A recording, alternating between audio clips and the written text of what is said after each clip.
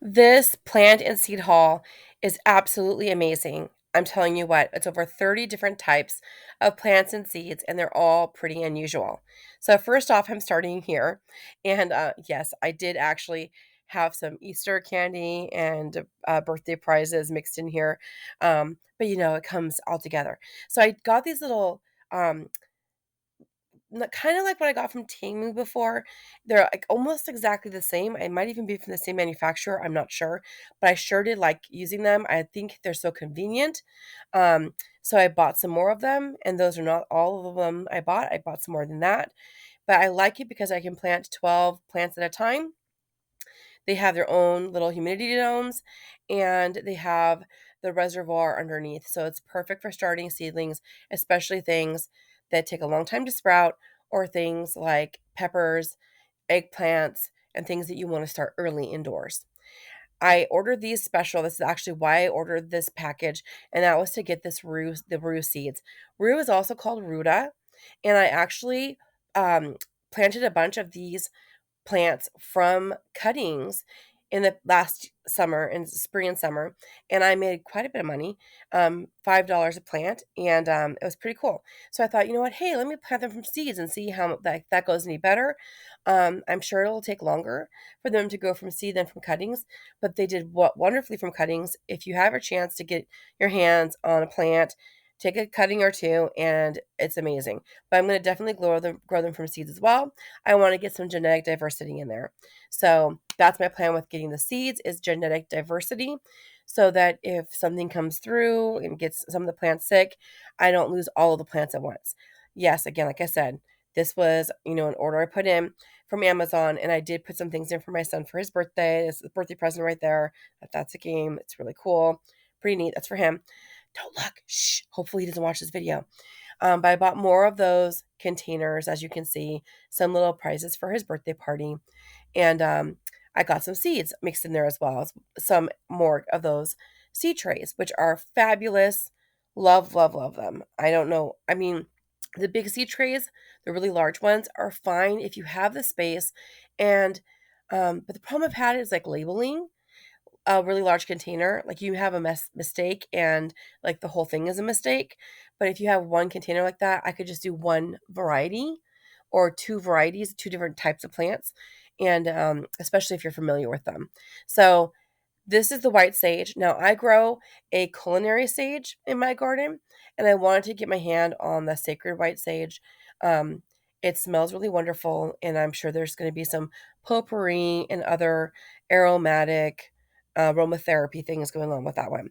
My older son asked if I would get some creeping thyme, and he said, "Mom, wouldn't it be cool if we replaced our grass with creeping thyme?" He said he saw something online where people walk around and all of a sudden, like, you're smelling all these wonderful fragrances. And I said, actually, I probably have some seeds somewhere, but yes, I'm going to get this for you, and we'll put it between the walking steps in the front and backyards.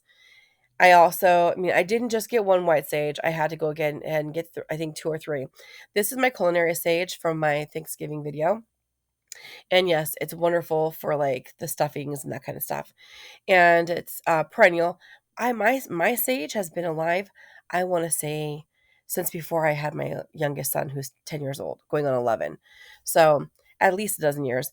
And they have planting guides there. So if you wanted to get that QR code, you can go back and pause it and scan it. But that's pretty cool. And I did go ahead and buy some of this motherwort. I bought 3 packages of motherwort. It is a perennial herb. I love perennials because it's a plant that just won't quit. I love plants that will do their job and won't be little prissy things that you have to like coddle along.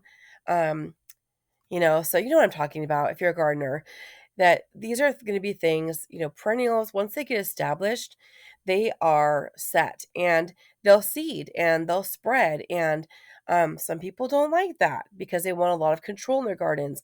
The same people who yank out all of their perennials and throw them in the trash every year, you know, um, and then replenish it with other things. I just don't get that, but to each his own. This is comfrey, and I do have some pretty comfrey. I'm sure I got it from like Baker Creek, like a really beautiful variety, but I wanted to make sure I got my hands on more comfrey. because it's just one of those plants that you have to have in a permaculture garden, which I do have. I have several different guilds, and a guild is where you have trees with understory bushes, vines, and ground cover. Love that. What book does every gardener need? Well, I'm sure there's a lot of books that every gardener needs. And this is one of them. I've shown you in previous video. I do have this lady's one of her former books, and that book is pretty cool because if you go to the back of the book, you can find all the different plants that are listed there. This one here is wonderful in a different way. It's if you want to find a certain plant, it's harder to navigate, but if you're trying to find a certain remedy, it's wonderful to navigate. And I did find motherwort on page 47. So that was pretty sweet.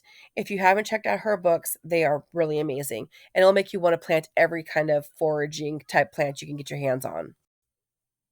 This package here is from Wanderlust Nursery in Seattle, Washington, and I'm just really thrilled to show you. I bought so many seeds and plants from them before, and you can see many videos I have with them for of things I bought from them. I'm not affiliated whatsoever, but I just really love planting things that are really unusual and hard to get. Um, I actually found them because I was looking for a thing called Tagua nut, and it's like an alternative to elephant ivory. So I purchased some Tagua nut.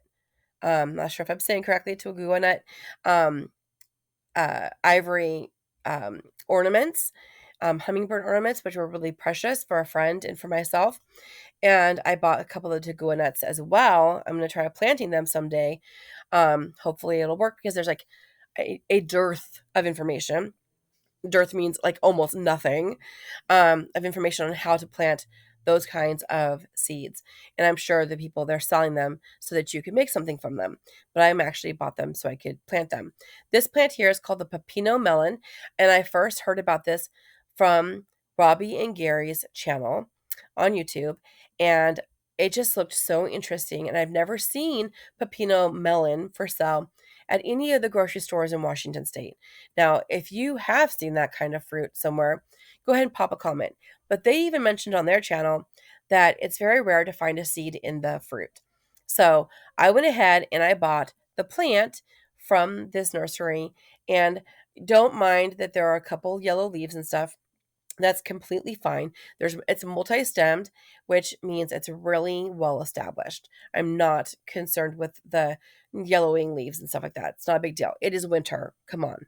So I spent $141 from Wanderlust Nursery, and one of the things I really loved about them when they sent the package, they sent information on every variety they sent me. They sent a whole page on planting instructions and information about the plants. I really appreciate that, especially think like SHTF situations or internet connectivity.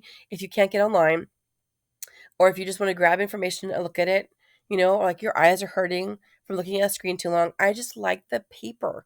It's like it's just tangible. So I had all those printouts, which are going to be super helpful in making sure that I didn't waste my money.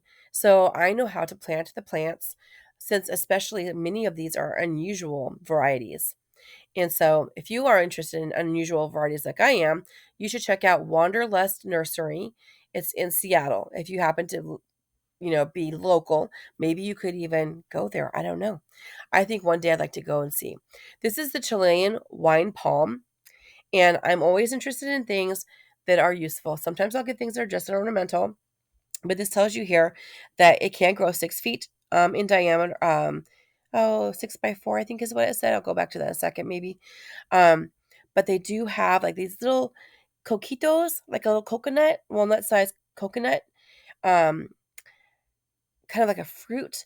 And so I was like, ooh. And it says USDA zone 8 and above. I'm 8. I'm not sure if I'm 8A or 8B. I think I'm a little bit colder. So it kind of depends on where you are. I'm probably going to have to protect this a little bit, but since it says 8 and above, I think I'm going to be able to plant this outside. That's really exciting. So if I plant more than one, obviously, I think it said you have to have males and females, if I remember correctly. I don't see. If it doesn't say, I'm always going to assume that they need two or 3. Um, so I'm not going to plant all inside or all outside. I'll probably put half of them inside and half of them outside so that I don't have all my eggs in one basket, so to speak. These seeds here are called pawpaw, not to be confused with, papaya. They are often confused with papaya. But these seeds are really big and they have to be planted while they are still moist. Um, Actually, they have to be cold stratified first. So they have to be, rinsed, clean. They should be put in a refrigerator or in a cold, dormant state, um, damp, cold, dormant state to stratify for, I would do at least 100 days. I'm going to assume, since he said 2024 in the packaging, that they already did that for us because it is March already. So I'm going to go ahead and plant them now. One far on the far left there, that's an ice cream bean. So those are planted and ready to go. I don't want to lose them. So the ice cream beans and the pawpaw seeds had to be planted right away. If you order those kinds of seeds, make sure that you do not hesitate to open your packages, rinse them off, and plant them. If you buy pawpaw really early, really like early in the year, like September, October, or November, you should reach out to the company you buy them from and ask them if they've been cold stratified or if you're going to need to do that process. And one way to do that is either to plant it in the ground in the fall and let nature take its course, or to um, rinse off the seeds, put them on a damp paper towel, and put them in the refrigerator for 100 days. This here is the jelly palm. I wanted to plant it for a really long time. I bought seeds in the past, and I don't know what I did with them. If I might have planted them outside and lost track of them. Um, might have got mixed up with something. Maybe it didn't have good labeling. But I decided, or maybe I just had the imagination. Like I imagined that I bought them. Maybe I put them in my cart. So jelly palms actually have an edible fruit and they're almost cold hardy. So, I mean, you see there they have snow, but snow is not that cold, by the way. Um, I mean, it can snow when it's 30. And so, you see snow there. There's nothing saying what the temperature was outside. But it says it can be cold hardy up to 10 degrees. So it does get colder than 10 degrees where I live. This means I'm going to have to plant this in indoors or in a greenhouse. And if I have it in a greenhouse, I'm going to probably have to heat it. So I'll probably keep it in a pot type culture until it gets too big. So once it gets bigger than needing like a 5-gallon bucket or so, or a 10-gallon, then I'll probably have to, hopefully by then I'll have a heated greenhouse. But until then, I'm going to have it as a house plant. So, and just see how it goes. Maybe I can get it to fruit inside. I don't know. This year is strawberry tree seeds. I actually have a strawberry tree. And I will say they do are a little bit sensitive to heat. See, my strawberry tree has gotten sun scald a few times and it's still alive, but I want to get some genetic diversity. I thought about cloning the tree I have, but I'm like, if this particular specimen is prone to sun scald, then probably all of its clones would be too. So I do have it outdoors, completely outdoors, and it is surviving here in zone 8. So this one says it can be down to I think it says zone 7, or down to 5 degrees Fahrenheit. I don't have my bifocals on. 5 degrees. So I think that's just so beautiful. Honestly, if this was just ornamental, it'd be worth it. But to have a fruit tree that is so unusual. When you say I'm getting a strawberry tree, people are like, strawberries don't grow on trees. I'm like, yeah, I know, but there's strawberry tree, there's strawberry spinach, there are actually strawberries, you know. So this is just like the nickname. I mean, it's a common name. This is an actual tree though. And like I would say, I would always want to grow, even when they say like you don't have to have 2 of something, I always want 2 or 3 of something. Because usually plants tend to do better if there is a pair or, several. And also if, one doesn't do great, then the others might. This here is Himalayan honeysuckle.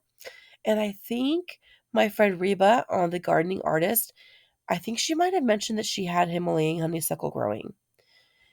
Uh, Reba, comment below if this is one of the ones you're talking about. I think she's growing chocolate berry, but it's also called Himalayan honeysuckle. And um, so it can grow pretty tall. And so maybe I'm not sure if like it's vining or if it's gonna need support, but maybe I'll plant it up against like a trellis or something. Um, and kind of try to contain it a little bit. So I want to have like these walkways where it's just like feels like you're in the Garden of Eden. Like I already have some like that during spring it feels that way a lot because I have hops growing and all different kinds of grapes growing. So it feels really beautiful. This is lotus persimmon. I'm not sure if they're going to be viable. I'm assuming that the seed company knows what they're doing, but I've heard that persimmons need to be planted fresh and like with still like moisture in them. So these look like dried seeds, but I'm going to trust them because Wanderlust Nursery has not let me down. Everything I've gotten from them so far has been really, really good. So I'm going to trust that their seed saving methods are spot on. Um, but I probably don't want to wait too long to plant them. So these can be good down to negative 20 degrees Fahrenheit. So they're very cold hardy. Um, I was trying to plant something kind of similar. I'm trying to remember what it's not a persimmon. What was it? I'm kind of brain spasm. I was trying to plant something really cute and edible, and it's not like apricot. It looks kind of like that fruit right there. Um, so sad that it didn't ever produce fruit for me. Some things can survive at certain temperatures, but don't thrive and reproduce at certain temperatures. So do be careful of that. If you're just looking for a specimen plant and it's surviving is good enough for you, then rock on. This is Chinese bayberry, and this is said that sometimes confused with the strawberry tree, but it's not the strawberry tree. It's a different cultivar. It's not just cultivar, it's a different species. So it's called Chinese bayberry, but it's also I can't say it obviously. Yag Yang Mai in its native China. So it's a Chinese fruiting tree, and it's used in jams, jellies, wines, and desserts. And the similarities are just superficial, like just visually similar, not even botanically similar. So don't get caught up on the like misconception of the Chinese bayberry versus the strawberry tree. Now, it says 8B, but it says 15 degrees Fahrenheit. And I know we've gotten down. I think it was like 6 degrees when I lost my cold hardy avocado tree. So I'm going to need to protect that one.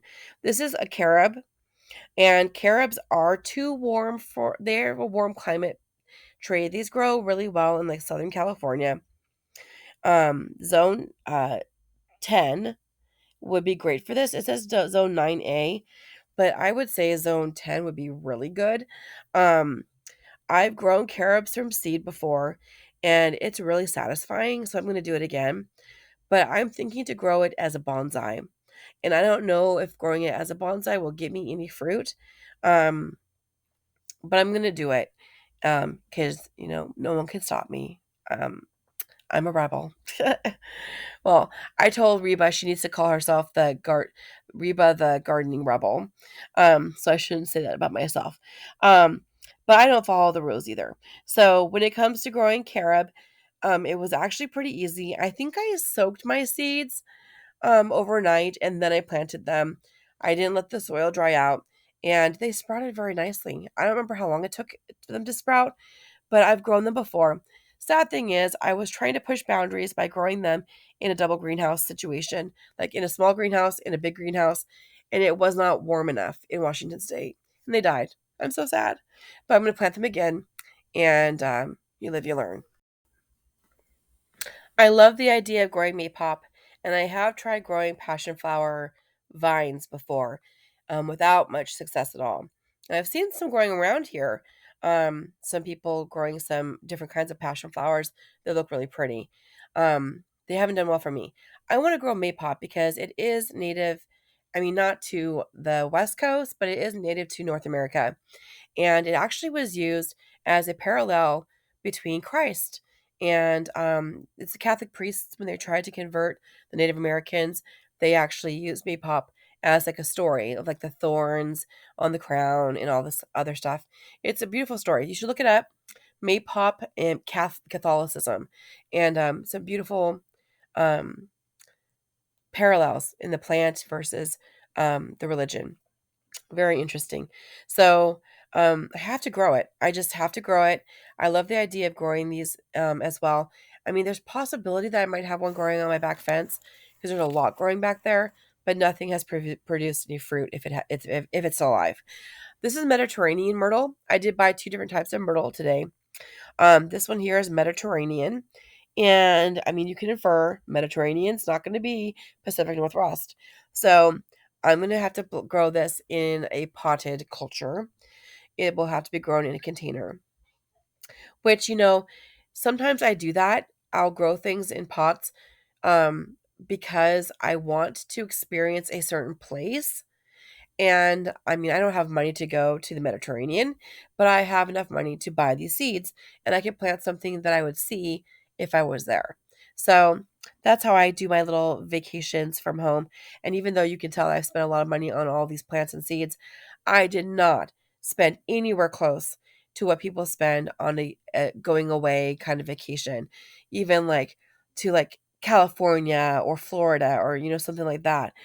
Even those kinds of trips are thousands and thousands of dollars, and I did not spend anything close to that. So, all you haters gonna hate, hate, hate. Just kidding. Um, so I just love. I mean, gardeners are not haters. We're lovers. We're peacekeepers and peacemakers.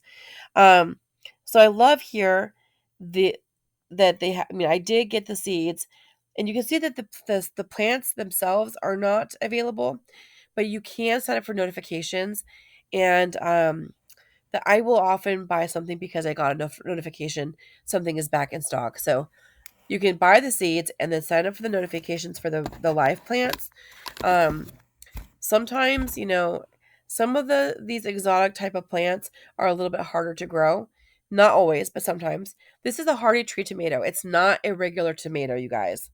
So I'm not going to waste your time about a regular tomato. I've already done my videos on those. And this is a hardy tree tomato. This is really super cool. And this one says it can survive in 8B down to 15 degrees Fahrenheit, which means I could possibly plant it in a double greenhouse. That means in a small plastic greenhouse inside of another polytunnel. It's possible I could get one to survive like that. I'm going to plant some in pots indoors and also outdoors um, and see how it goes. It says here also they can live up to 12 years. Now, regular tomatoes, okay, this is a totally different plant. Regular tomatoes are also technically perennials, but they're prone to disease. So, like, I've kept them going by taking cuttings, and I'm hoping maybe these will root from cuttings too. I don't know. But I'm super excited about planting this particular one, especially because it's considered cold hardy. I I'm not sure if I'm 8A or 8B because we do technically get colder than 15. I bought some tree tomato seeds from somebody on eBay years ago. And I don't know if I failed or if I never planted them. Because truth will be told, I bought more seeds than I could actually plant. But I am catching up. I am slowly but surely catching up. So they did give me more than what they said they would give me. And I always like that about a company. Sometimes a company will give you exactly the right amount, which is totally fine, totally legal, right? It's true to their word. But it just feels like a treasure when you get a little bit more. This is called Mexican hawthorn, and it's said to have okay, now hawthorn fruits, by the way, like mayhaw, you know, like yeah, they're called mayhaw sometimes. Um, There are hawthorns that are tiny, tiny little fruits. They look like tiny, itty bitty little apples, like for a Barbie doll. Um, but this here is a Mexican hawthorn. I'm not sure exactly how big the fruits will get, but they're said to be the bigger of the hawthorn fruits, and they can grow 20 feet tall. The fruit is edible, and it is cold hardy to 7B, 5 degrees Fahrenheit. I think that will do perfect here in Washington State. So I'm going to plant all the seeds and get them going, you know. And, it might be, I'm not sure how long it'll be till I actually get fruit. Could be 15 years. So I might be 60 years old by the time I actually get to check out the fruit. So wait for that update. Make sure you click like and subscribe. And in 15 years, I'll update you on whether or not that Mexican hawthorn bears fruit. So I'm super excited about growing the hawthorn. The Mexican hawthorn is really neat. Oh, look, that looks familiar. Here's another tree tomato. Now, this one is not cold hardy. So these are going to have to be indoors. I think it says, my glasses, like, I don't know. I think it said like zone 10. If you have better eyes than I, you can pop a comment below. Don't those look like really pretty? They almost look like calendula seeds or something, but slippery. New Zealand myrtle. So I did get two different types of myrtle. That was the other one.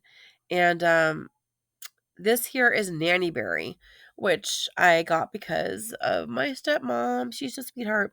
So this is called nanny berry, and it's cold hardy, and it has edible fruit. And I thought this will be really cool. I did plant a live, like a live plant in my backyard against the back fence, and I think it's doing okay. This is blue sausage fruit. It's also called dead man's fingers, and I've wanted this as a tree for a really long time. I actually bought a tree. Here's the thing, you guys. I actually have so many potted plants in my backyard and on the side of my front yard. It looks like a nursery in some ways. And I probably do have a sausage tree somewhere because I wanted one for so long.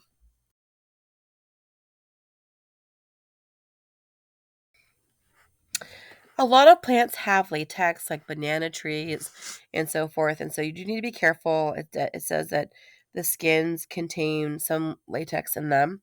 So if you have a severe latex allergy, you might not want to plant this.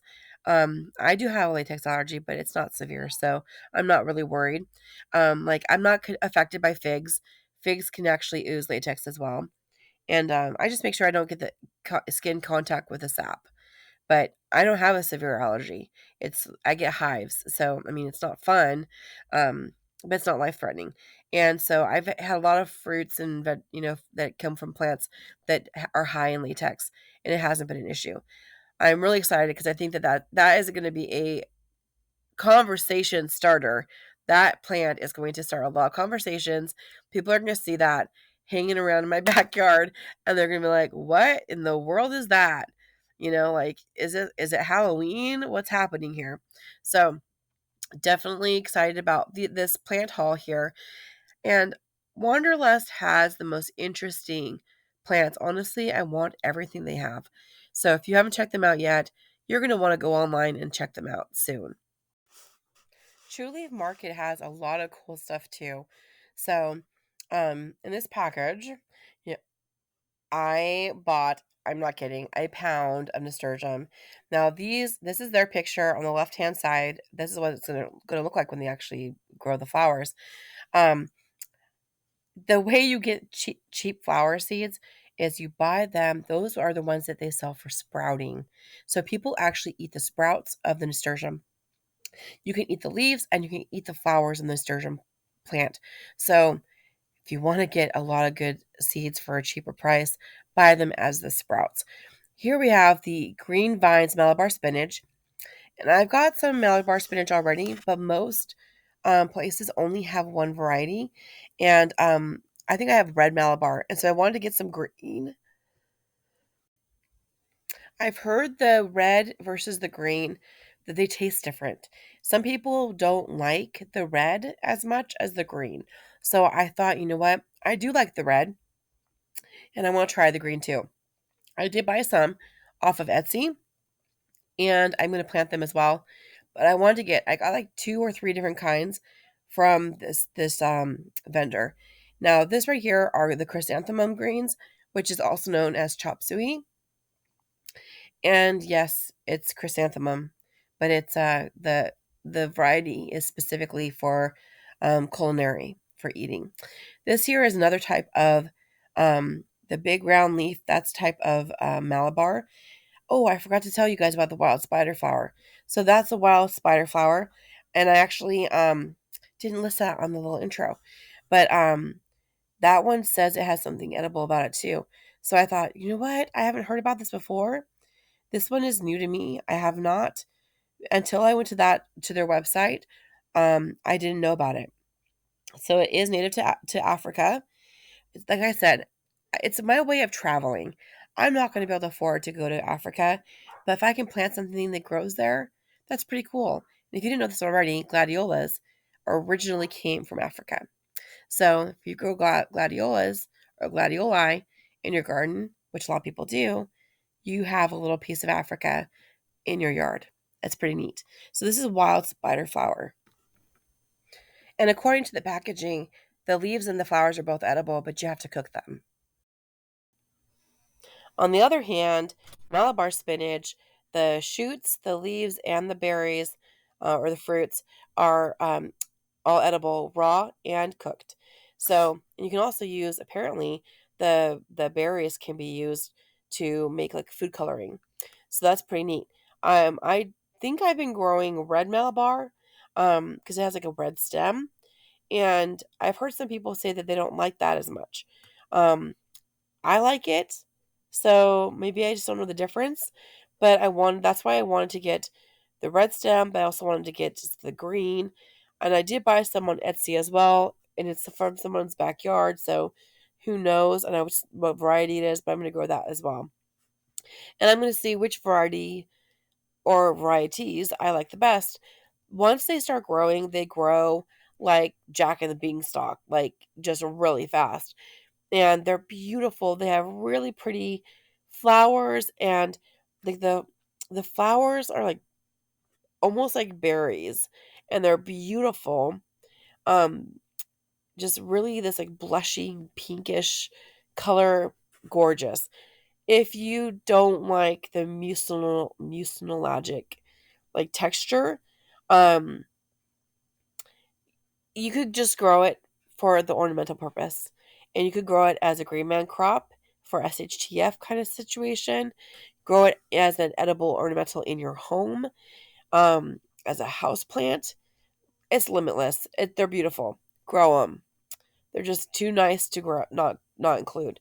So I did get so many seeds because I want not just for me.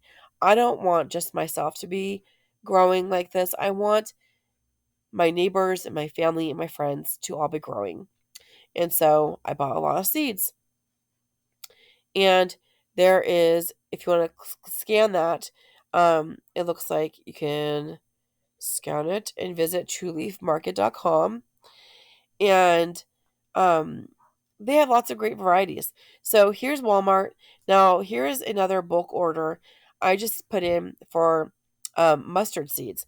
Now, these are brown mustard seeds with the purpose of actually either sprouting the seeds and eating the sprouts, which would be kind of an interesting take on like having mustard on your sandwich, having the mustard greens as your mustard. Um, but you can also grind up the mustard seeds and make your own actual mustard like sauce, which would be kind of cool, or dressing. Um, and the idea of growing my own mustard, which is what a condiment I really enjoy, is pretty an interesting concept. Like I'm going to be growing my own sugar beets to process my own like actual like granulated sugar, but it's going to be like homemade sugar because I'm really watching my carbs. I'm like anything I grow and do myself, I can have. Otherwise, I'm going to be really strict. So I'm growing these mint here that I got from Fred Meyers, and I just wanted to show you that I'm propagating a couple extra free plants for myself.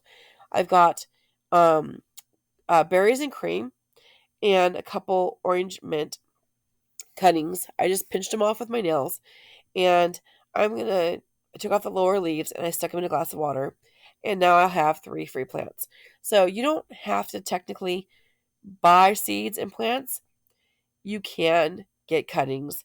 If you know friends and family who have a lot of plants, ask them if they mind if you get some seeds from them or if you can take a few cuttings, because most people will say yes, and then it's free. So the last package here, I think this is the last package, is from Baker Creek.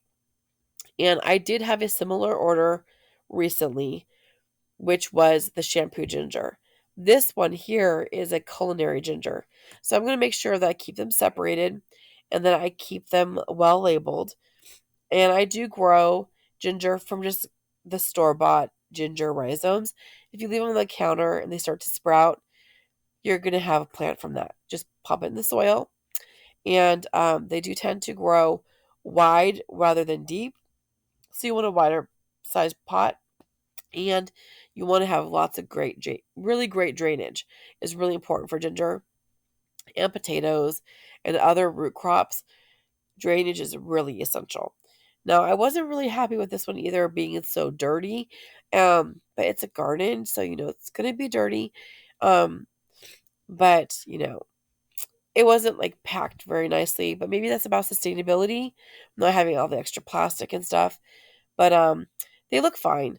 So in this video, I had blue sausage fruit, brown mustard, carob tree, Chilean wine palm, Chinese bayberry, comfrey, creeping thyme, ginger, Himalayan honeysuckle, ice cream bean, jelly palm, lotus persimmon, Malabar spinach. There's 3 different types. Maypop, Mexican hawthorn, 2 types of different mints, berries and cream and orange, Mediterranean myrtle, motherwort, mugwort, nannyberry, nasturtium, New Zealand myrtle, pawpaw, pepino melon, rua ruta, strawberry tree, 2 different types of tree tomatoes, white sage, and what was the last one? Wild spider flower, and a partridge in a pear tree. Yes, that's a lot of plants. That's well over 30 different types of plants that I got in the month of March. And I mean, these are seeds, but seeds are baby plants, which means I literally have like a million new plants in March. And it costs way less than going on a tropical vacation. You're welcome. If you are too cheap to go on a tropical vacation, grow a garden instead. So you know what I like to say at the end of my videos? Be good, be sweet, grow a garden if you want to eat, and I'm going to see you next time.